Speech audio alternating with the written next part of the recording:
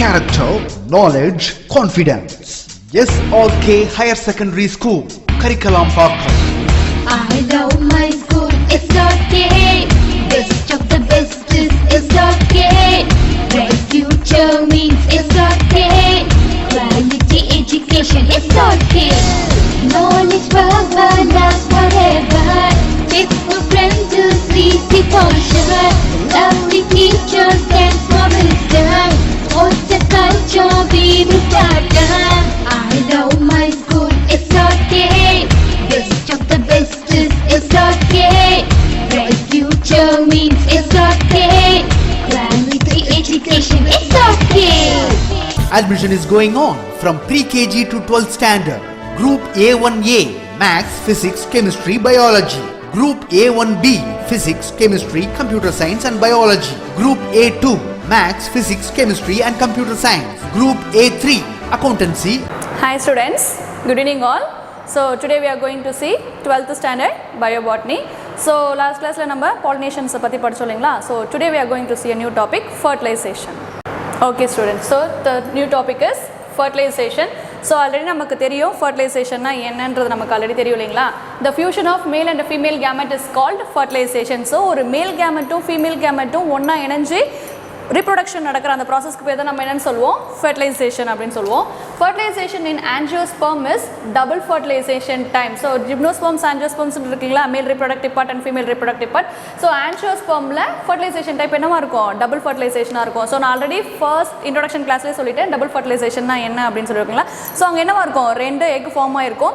So ரெண்டும் first fuse ஆகிட்டு again என்ன பண்ணோம், இன்னொரு மேல் கேமெட் வந்து ஃபீமேல் கேமெட்டோட ஃபியூஸ் ஆகி நமக்கு ஃபர்டிலைசேஷன் நடக்கிற அந்த ப்ராசஸ்க்கு பேர் தான் நம்ம என்னன்னு சொல்கிறோம், டபுள் ஃபர்டிலைசேஷன் அப்படின்னு சொன்னோம். ஓகேங்களா. Okay, so events of fertilisation. So ஃபர்டிலைசேஷனில் என்ன மாதிரியான ஈவெண்ட்ஸ்லாம் நடந்திருக்கு அப்படின்றது தான் பார்க்க போகிறோம். The stages involve in double fertilisation are, so double fertilisation நடக்கும்போது அங்கே என்னென்ன ஸ்டேஜஸ் நடந்திருக்கு, germination of pollen to form pollen tube in the stigma. So அப்போ அங்கே இருக்கிற போலன் வந்து ஜெர்மினேட் ஆகி என்ன ஃபார்ம் பண்ணுது, போலன் டியூப் ஃபார்ம் பண்ணுது எங்கள் ஸ்டிக்மாவில். ஏன்னா போலன் வந்து எங்கே ப்ரெசென்ட் ஆயிருக்கும், ஆஸ் ஒரு பிளான்ட்டில் எங்கே ப்ரெசென்ட் ஆயிருக்கும்னா ஸ்டிக்மாவில் தான் ப்ரெசென்ட் ஆயிருக்கும் இல்லைங்களா. ஸோ அப்போ அந்த போலன் என்ன பண்ணுது, ஜெர்மினேட் ஆகி போலன் டியூப் வந்து அங்கே கிரியேட் பண்ணுது. growth of pollen tube in the style. So styleலையுமே என்ன ஆகுது, pollen tube வந்து growth ஆகுது. direction of pollen tube towards the micropyle of the ovule. So pollen tube வந்து எந்த directionல இருக்கு, towards the micropyle end of the ovule. entry of the pollen tube into one of the synergids. So synergids நம்ம already நான் last class சொல்லிட்டேன் இல்லைங்களா, it's a 2 egg cell. ஓகேவா, அதுதான் of the embryo sac. discharge of male gametes. So என்னது, அங்கே வந்து மேல் கேமெட் வந்து டிஸ்சார்ஜ் ஆகுது. சிங்கமி.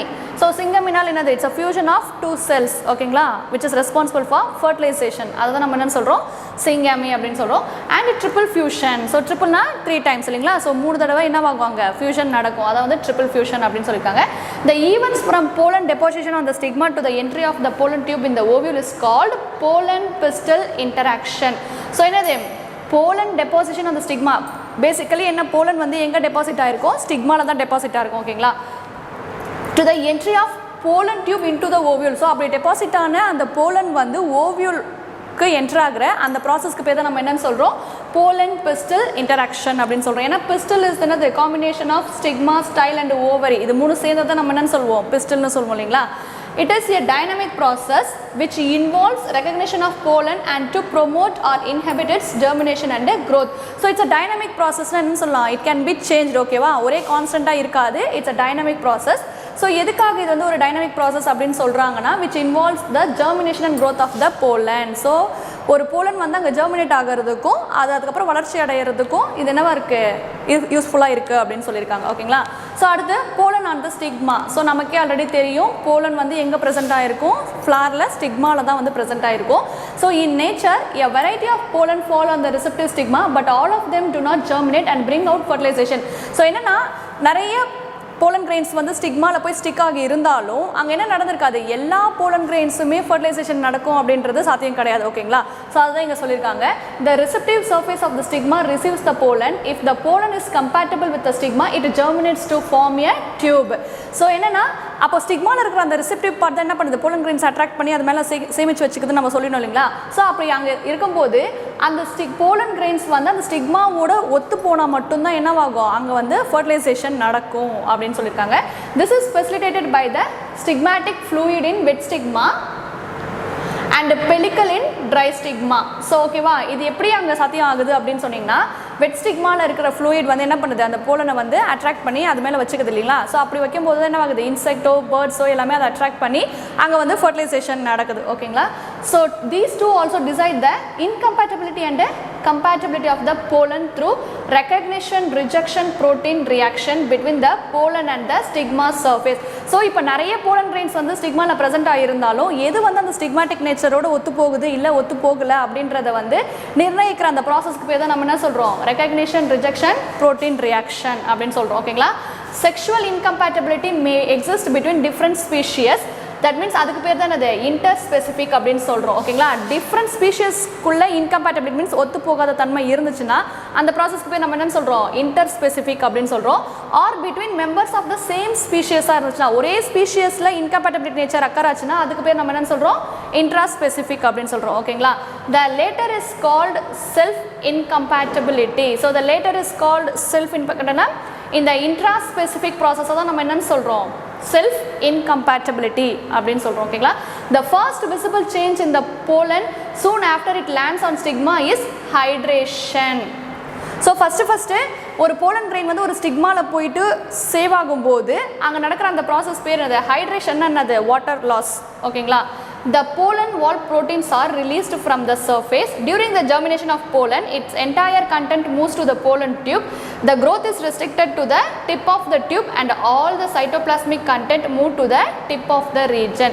So என்னன்னா இங்க pollen wall proteins are released. So அப்படி போயிட்டு அந்த pollen வந்து ஸ்டிக்மால உட்காரும்போது அந்த போலன்ஸோடைய வால் ப்ரோட்டீன்ஸ்லாம் என்னவாகுது, ரிலீஸ் ஆகிடுது. எங்கன்னா அந்த ஸ்டிக்மாவுடைய சர்ஃபேஸில் வந்து ரிலீஸ் ஆகிடுது. During the germination of pollen its enter the content moves into the pollen tube. அப்போ போலன் அங்கே வந்து ஜெர்மினேட் ஆக ஆக அது எல்லாமே எதன் உள்ள போகுது, அந்த கிரியேட் பண்ணிட்டு இருந்தால் அந்த போலன் டியூப் வழியாக போய் லாஸ்ட்டாக எங்கே போய் சேரும், ஓவரியில் போய் சேரும். அப்போ தான் நமக்கு என்ன நடக்கும், அங்கே ஃபர்டிலைசேஷன் நடக்கும். ஓகேங்களா.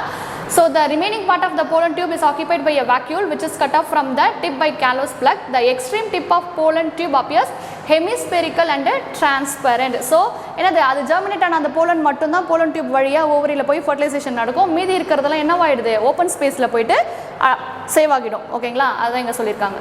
ஓகே. ஸோ அடுத்து when viewed through the microscope. So அப்போ வந்து நம்ம அந்த போலன் கிரெயின்ஸை வந்து அந்த வேக்யூலில் ப்ரெசென்ட்டாக இருக்கும்போது நம்ம மைக்ரோஸ்கோப்பில் வச்சு பார்த்தோன்னா அது என்ன ஷேப்பில் இருந்துச்சு, ஹெமிஸ்பெரிக்கல் அண்ட் டிரான்ஸ்பரண்ட்டாக இருந்துச்சுன்னு சொல்லியிருக்காங்க இல்லையா. அதுதான் மைக்ரோஸ்கோப் வியூவில் பார்க்கும்போது this is called cap block. அதனால தான் அது பேர் நம்ம என்னன்னு சொல்கிறோம், cap block. as soon as the cap block disappear the growth of the pollen tube stops. அப்படின்னா என்னென்ன, அந்த கேப் பிளாக் வந்து ப்ரெசென்ட்டாக இருக்கிற வரைக்கும் தான் அங்கே என்ன இருக்கும், போலன் டியூப்ஸோட ஜெர்மினேஷன் வந்து அங்கே நடக்கும். சப்போஸ் அந்த கேப்லாக் வந்து டிஸப்பியர் ஆகிடுச்சு அந்த பிளான்ட்டில் அப்படின்னா அங்கே என்ன நடக்காது, போலன் டியூப்போட க்ரோத் வந்து அங்கே இருக்காது, ஸ்டாப் ஆகிடும் அதோட. ஓகேங்களா. அதான் தென் போலன் டியூப் இந்த ஸ்டைல். ஸோ இது வரைக்கும் நம்ம ஸ்டிக்மாவில் எப்படி போலன் டியூப் இருந்துச்சுன்னு பார்த்தோம். இப்போ ஸ்டைலில் எப்படி போலன் டியூப் வந்து ப்ரெசென்ட் ஆயிருக்கு அப்படின்றத பார்க்க போகிறோம். After the germination the pollen tube enters into the style from the stigma. So ஸ்டிக்மாவில் வந்து ஜெர்மினேஷன் நடந்ததுக்கப்புறம் போலன் டியூப் எங்கே போகும், அடுத்து ஸ்டைலுக்கு தான் போகும். ஓகேங்களா. The growth of the pollen tube இந்த style depends on the types of style. So அந்த போலன் டியூப் வந்து ஸ்டைலில் என்டர் ஆகும்போது அது டிஃப்ரெண்ட் டைப்ஸில் இருக்குது. அதை பொறுத்து தான் ஸ்டைலில் வந்து போலன் டியூப் வந்து ஜெர்மினேட் ஆகுது. ஓகேங்களா. ஸோ டைப்ஸ் ஆஃப் ஸ்டைல் என்னென்ன டைப்ஸ் ஆஃப் இருக்குன்னு பார்க்கலாம். There are 3 types of style. ஒன்று வந்து hollow or open style, solid style or closed style, semi solid or half closed style. So 3 types இருக்குது மொத்தம். என்னென்ன, hollow or open style, solid style or closed style, semi solid or half closed style அப்படின்னு சொல்லியிருக்காங்க. ஓகேங்களா. So இப்போ இதனை பற்றின detail study தான் நம்ம இப்போ கீழே பார்க்க போகிறோம். Hollow style or open style. So hollow ஸ்டைலுக்கு இன்னொரு பேர் நம்ம என்னன்னு சொன்னோம், ஓப்பன் ஸ்டைல் அப்படின்னு சொன்னோமா. அப்போ இந்த ப்ராசஸில் ஸ்டைல் என்னவா இருக்கும், ஓப்பன் ஆகியிருக்கும். ஓகேங்களா. So it is a common among monocots. So இந்த மாதிரி டைப் ஆஃப் ஸ்டைல் வந்து எதில் ப்ரெசென்ட் ஆகிருக்குன்னா மோனோகாட்ஸ், சிங்கிள் ஸ்டீடட் பிளான்ட்டில் தான். ஸோ டைகாட்ஸ் மோனோகாட்ஸ் நம்ம ஆல்ரெடி படிச்சிருப்போம் இல்லைங்களா. ஸோ இப்போ மோனோகாட்டில் தான் என்ன மாதிரி ஆஃப் ஸ்டைல் வந்து ப்ரெசென்ட் ஆகிருக்குன்னு கேட்டாங்கன்னா open style or hollow style அப்படின்னு சொல்லணும். A hollow canal running from the stigma to the base of the style is present. The canal is lined by a single layer of granular canal cells, that means transmitting tissue. அப்போ அந்த ஸ்டிக்மாக்கும் ஸ்டைலுக்கும் நடுவில் என்ன மாதிரி present ஆயிருக்கு, a hollow canal. ஓகேங்களா. அது hollow canal ஷேப்பில் இருக்கிறதுனால தான் நம்ம இதுக்கு என்னென்னு பேர் வச்சுருக்கோம், ஹாலோ ஸ்டைல் அப்படின்னு பேர் வச்சுருக்கோம். ஓகேங்களா. தே segregate mucilaneous substances. The pollen tube grows on the surface of the cell lining the stylar canal. The canal is filled with secretions which serve as a nutrition for growing pollen tubes and also controlling incompatibility reaction between the style and the pollen tube. So இது என்ன, இந்த ஸ்டைலில் வந்து என்ன மாதிரியான substance வந்து segregate ஆகுதுன்னா mucilaginous substance வந்து அங்கே செக்ரிகேட் ஆகிறதுனால the pollen tube grows on the surface of the cell. So already pollen grains வந்து எங்கே நம்ம ஸ்டோர் ஆயிருக்குன்னு சொல்லிட்டோம், ஸ்டிக்மாவில் தான் சேவ் ஆயிருக்குன்னு சொல்லி, தட் மீன்ஸ் அதுதான் அதில் மேலே போய் படிஞ்சிருக்கிறதுனால தான் அங்கே ஃபர்டிலைசேஷன் நடக்குது நம்ம சொல்லிட்டோம் இல்லைங்களா. So the canal is filled with secretions which serve as nutrition for growing pollen tubes. So இந்த substances வந்து அந்த ஸ்டைலர் கேனலில் போய் செக்ரிகேட் ஆகிறதுனால அங்கே என்ன ப்ரொடியூஸ் ஆகுது, நிறைய நியூட்ரிஷன் வந்து அந்த போலன் டியூபுக்கு தேவையான எல்லா நியூட்ரிஷனுமே அங்கே செக்ரிகேட் ஆகுது அப்படின்னு சொல்லியிருக்காங்க. Also controlling incompatibility reaction between the style and the pollen tube. So அப்போ நியூட்ரிஷன் நிறைய அங்கே செக்ரிகேட் ஆகிறதுனால ஸ்டைலுக்கும் போலன் டியூபுக்கும் இடையேயான அந்த இன்கம்பேட்டபிலிட்டி, தட் மீன்ஸ் ஒத்து போகாத தன்மை அப்படின்னு சொல்லுவாங்களா, அதை வந்து என்ன பண்ணுது, ரொம்ப ரொம்ப ரெடியூஸ் பண்ணி கொடுக்குது.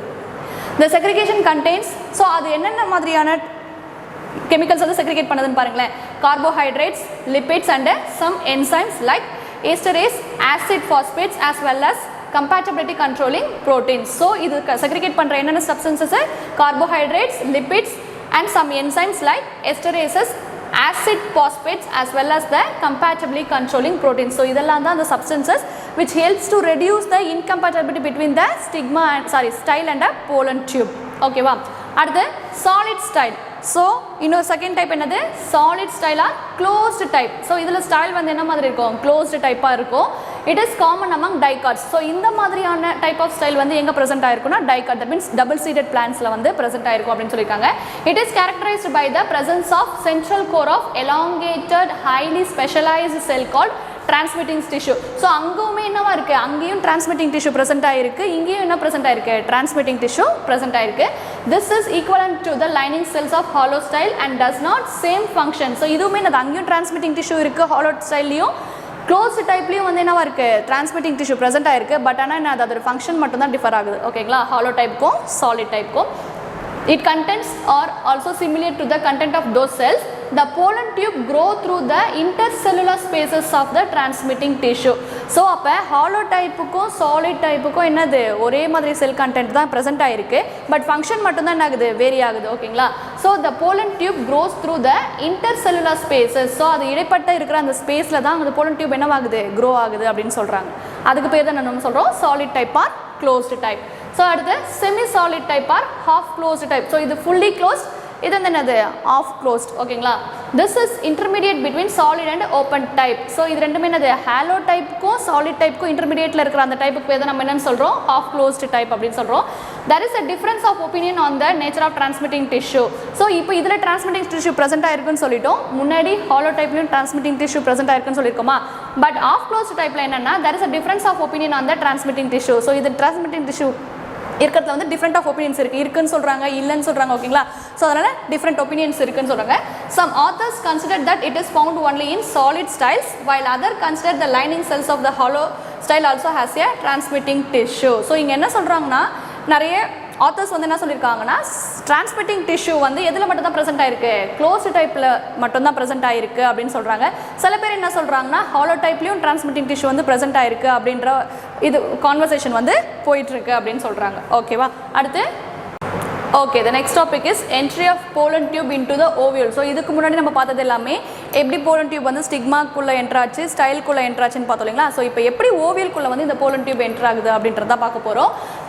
there are 3 types of pollen tube entry into the ovule. So இதுலேயுமே என்ன இருக்குது, 3 types இருக்குது ஓவியல்குள்ளே என்ட்ரு ஆகிற ப்ராசஸ்க்கு. So the first process is porogamy. The first one is porogamy, when the pollen tube enters through the micropyle.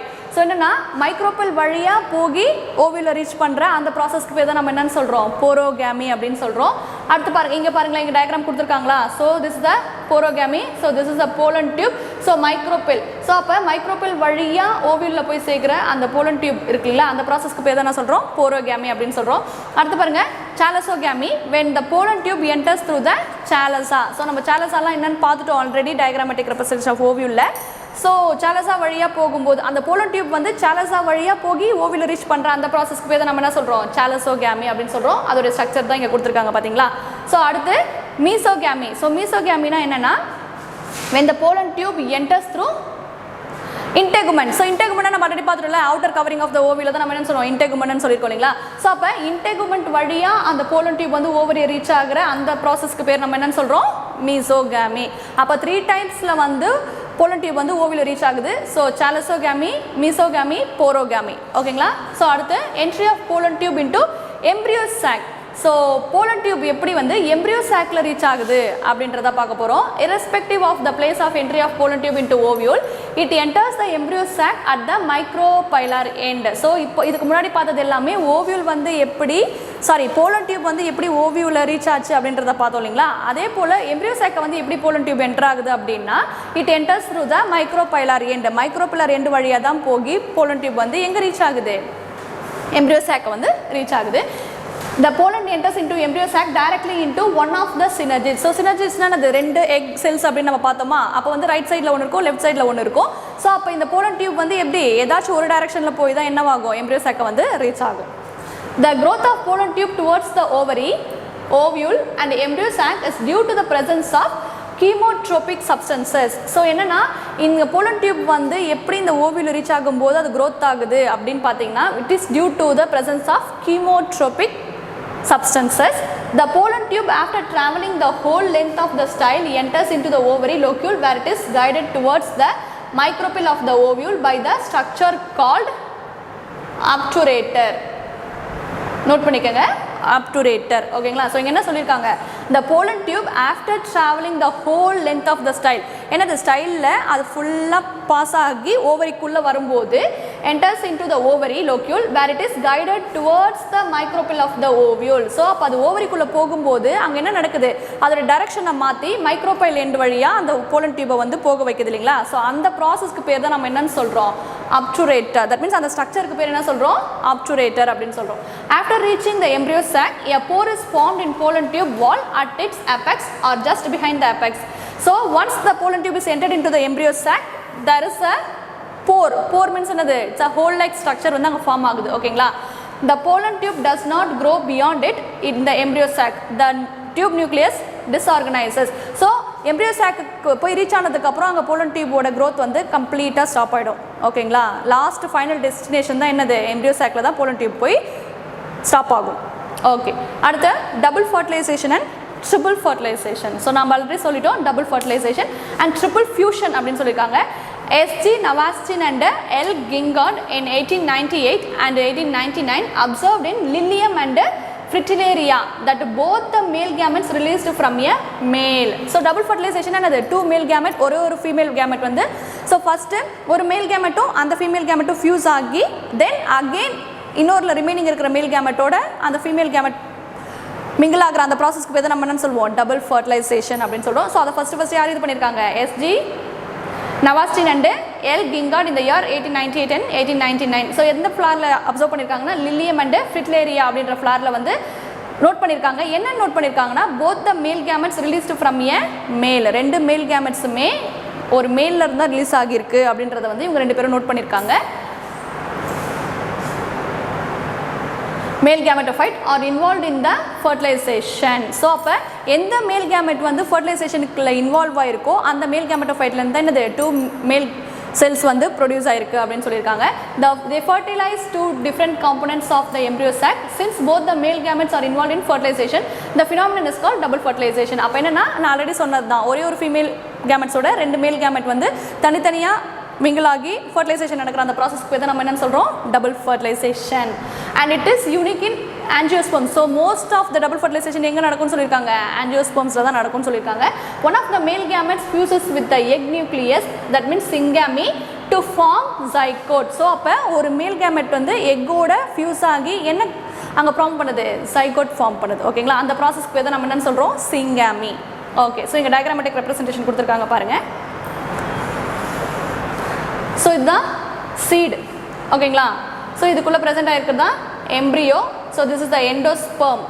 Then embryo இங்கே பார்த்தீங்கன்னு வச்சுக்கிங்களேன் fertilization in angiosperms. This is the structure of fertilization in angiosperms கொடுத்திருக்காங்களா.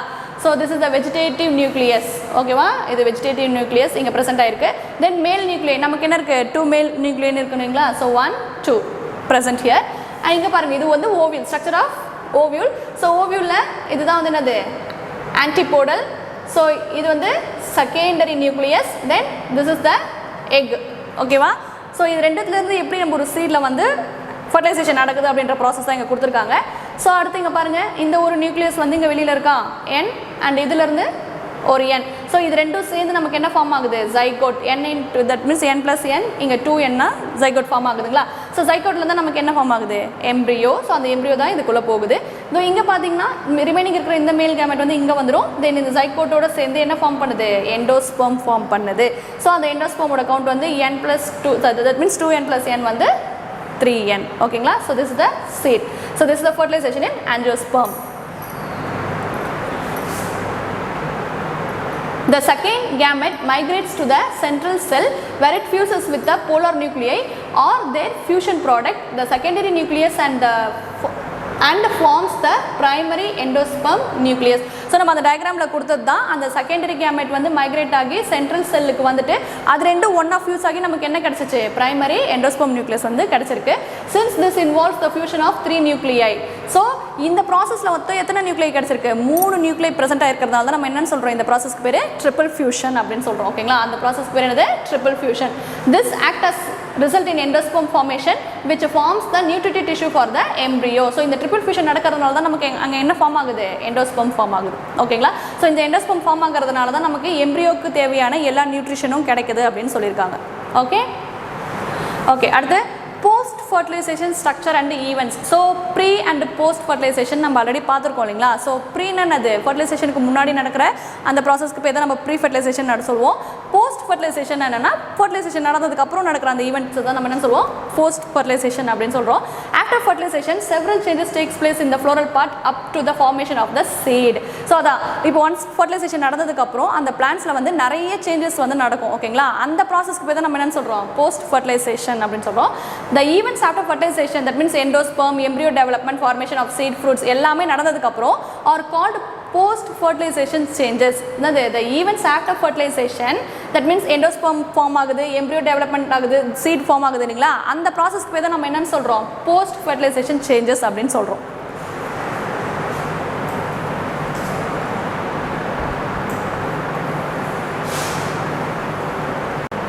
Okay. So இங்கே ஒரு tabulation கொடுத்துருக்காங்க பார்த்தீங்களா. So parts before fertilisation, transformation after fertilisation. So ஒரு பிளான்ட்டில் வந்து before ஃபர்டிலைசேஷனில் என்னென்ன பார்ட்ஸ்லாம் இருக்கும், தென் அகெயின் அதோடைய ஃபர்டிலைசேஷன் முடிஞ்சதுக்கு அப்புறம் அதில் என்னென்ன மாற்றங்கள் இருக்கும் அப்படின்றத இங்கே டேப்லேஷன் பண்ணி கொடுத்துருக்காங்க. So sepals, petals, stamen, style and stigma வந்து பிஃபோர் ஃபர்டிலைசேஷனில் ப்ரெசென்ட் ஆகிருக்கும். Usually wither and fall off. So இங்கே வந்து டிரான்ஸ்ஃபர்மேஷனுக்கு அப்புறம் இருக்கலாம், இல்லைனா அது என்னவாகிடலாம், ஃபால் ஆகிடலாம் அப்படின்னு சொல்லியிருக்காங்க. தென் ஓவரி இங்கே ஃப்ரூட்டாக மாறிடுது, ஓவியூல் சீடாக மாறுது, எக் ஜைகோட்டா ஃபார்ம் ஆகுது, ஃபியூனிக்கல் ஸ்டாக் ஆஃப் த சீடாக மாறுது, மைக்ரோபைல் வந்து micropyle of the seed facilitates O2 and water uptake. So nucellus இங்கே perisperm, outer integument of ovule இங்கே testa, that means outer seed coat, inner integument tegmen, inner seed coat, synergid cell இங்கே degenerate ஆகிடும், secondary nucleus இங்கே எண்டோஸ்பெர்மா form ஆகுது, antipodal cells இங்கே என்னவாகிடுது, degenerate ஆகிடுது. ஓகேங்களா. So this is the parts which is present in the plant before fertilization and after fertilization வந்து இந்த சேஞ்சஸ்லாம் அந்த பிளான்ட்ஸில் நடந்திருக்கும். ஓகேங்களா. ஸோ அடுத்து எண்டோஸ்பெர்ம். ஸோ எண்டோஸ்பெர்ம் தான் நம்ம என்ன ஆச்சு, செகண்டரி நியூக்ளியஸ் தான் வந்து நமக்கு என்னவா ஃபார்ம் ஆகுது, ஃபர்டிலைசேஷனுக்கு அப்புறம் எண்டோஸ்பெர்மா ஃபார்ம் ஆகுது அப்படின்னு சொல்லுமா. ஸோ அந்த எண்டோஸ்பெர்ம் பற்றி டீட்டெயிலாக பார்க்க போகிறோம். So endosperm is nothing but என்னன்னா, it is a tissue layer. ஓகேவா. இது வந்து ஒரு டிஷ்யூ லேயர் தான். எங்கே ப்ரெசென்ட் ஆகிருக்கும்னா, சீடுக்குள்ளே இருக்கிற இன்னர் மோஸ்ட் கவரிங்கில் ப்ரெசென்ட் ஆகிருக்க ஒரு டிஷ்யூ லைக் ஸ்ட்ரக்சர் தான் நம்ம என்னன்னு சொல்கிறோம், எண்டோஸ்பெர்ம் அப்படின்னு சொல்கிறோம். ஓகேங்களா. The primary endosperm nucleus divides immediately after fertilization, but before the zygote starts to divide into an endosperm. So once the primary nucleus is formed, it's disintegrate after the fertilization. So அப்போனா அது வந்து என்னவாகுது, divide ஆகுது. எப்போ divide ஆகுது, once the fertilisation அங்கே நடந்ததுக்கப்புறம் divide ஆகுது. But before the zygote starts to divide, zygote வந்து டிவைட் ஆகிறதுக்கு முன்னாடியே எண்டோஸ்பெர்ம் என்னவாகுது, டிவைட் ஆகிடுது அப்படின்னு சொல்கிறாங்க, into an endosperm. The primary endosperm nucleus is the result of triple fusion. So நம்ம ஆல்ரெடி அந்த டயக்ராமில் பார்த்துட்டோம். நமக்கு 3 நியூக்ளியஸ் கிடச்சதுனால தான் நம்ம என்னென்னு சொல்கிறோம் அந்த ப்ராசஸ் ட்ரிபிள் ஃபியூஷன். ஸோ அப்போ அங்கே ட்ரிபிள் ஃபியூஷன் நடந்ததுனால தான் நமக்கு என்ன கிடச்சிச்சு, பிரைமரி எண்டோஸ்பெர்ம் நியூக்ளியஸ் வந்து கிடச்சிச்சு அப்படின்னு சொல்கிறாங்க. And thus has 3n number of chromosomes. So 3n number of chromosomes are present ஆயிருக்கு. It is a nutritive tissue and regulatory structure that nourishes the developing embryo. So in the primary endosperm nuclei வந்து என்னவா இருக்கும், nutritive tissue, and it is a nutritive tissue and it is in regular shape. ஓகேவா, அதோட shape structure வந்து என்னவா இருக்கும், ரெகுலராக இருக்கும். and it nourishes the developing embryo. So அதுக்கப்புறம் அது ஃபுல்லாக அதுகளோட நியூட்ரிஷன்லாம் அது எடுத்துக்கிட்டதுக்கப்புறம் டெவலப்பிங் எம்ப்ரியோக்கு வந்து அது என்ன பண்ணுது, ஃபுட் வந்து ப்ரொவைட் பண்ணுது, நரிஷ் பண்ணுது. ஓகேங்களா, depending upon the mode of development 3 types of endosperms are recognized in the angiosperms. So அதோடைய டெவலப்மெண்ட்டை பொறுத்து 3 types of endosperm பிரிச்சிருக்காங்க angiospermஸில். ஸோ அது என்னென்னு பார்க்கலாம். they are nuclear endosperm, cellular endosperm and helobial endosperm. So இதையும் என்ன பண்ணியிருக்காங்க, 3 types பிரிச்சிருக்காங்க. First one is nuclear endosperm, second one is cellular endosperm and the last one is helobial endosperm. So அதை பற்றின டீட்டெயில் தான் இங்கே கொடுத்துருக்காங்க, நம்ம பார்க்கலாம். nuclear endosperm. ஓகேவா, so nuclear endosperm.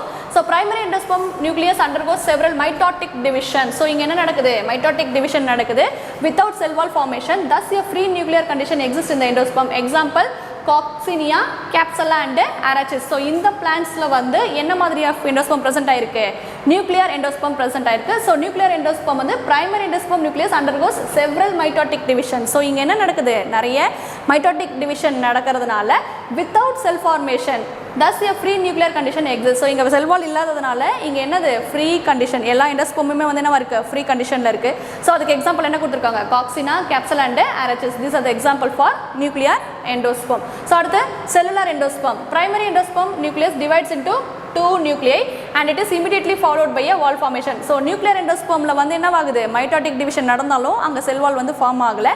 But cellular எண்டோஸ்பெர்மில் once it divides into 2 nuclei it has a cell wall formation. Subsequent division also follows cell wall formation. So அதுக்கு எக்ஸாம்பிள் பாருங்க, Adoxa, Helianthus and Scoparia. So these are the plants which possesses cellular endosperm. ஓகேவா, அடுத்து helobial endosperm. So இங்கே மேலே பாருங்கள் structure கொடுத்துருக்காங்களா, types of எண்டோஸ்பெர்ம்ஸ் கொடுத்துருக்காங்க பாருங்கள். ஸோ திஸ் இஸ் வாட் இங்கே பார்த்தீங்கன்னு வச்சுக்கிங்களேன், எல்லா நியூக்ளியும் என்னவா இருக்குது, ஃப்ரீயாக இருக்குது. ஸோ இங்கே எந்த வால் ஃபார்மேஷனும் இல்லாமல் இருக்குன்னு நம்ம பார்த்தோம் இல்லைங்களா. ஸோ இங்கே மைட்டோட்டிக் டிவிஷன் நடக்கிறதுனால ஸோ இதுக்கு பேர் வந்து நியூக்ளியர் எண்டோஸ்பெர்ம். ஸோ செல்லுலார் எண்டோஸ்பெர்மில் செல் வால் ஃபார்ம் ஆகும், ஒரு செல் வந்து 2 நியூக்ளியாக டிவைட் ஆகும், தென் அதுக்கு அகைன் டிவைட் ஆகும்போது செல் வால் வந்து ஃபார்ம் ஆகிட்டே இருக்கும். ஓகேங்களா, ஸோ அதுக்கு பேர் வந்து செல்லுலார் எண்டோஸ்பெர்ம் அப்படின்னு கொடுத்துருக்காங்க. ஸோ அடுத்து ஹீலோபியல் எண்டோஸ்பெர்ம்னா என்னென்னு பார்க்கலாம். Primary endosperm nucleus moves towards before the embryo sac and it divides into 2 nuclei. So இங்குமே என்னவாகுது, இந்த பிரைமரி எண்டோஸ்பெர்ம் நியூக்ளியஸ் வந்து 2 நியூக்ளியா டிவைட் ஆகுது.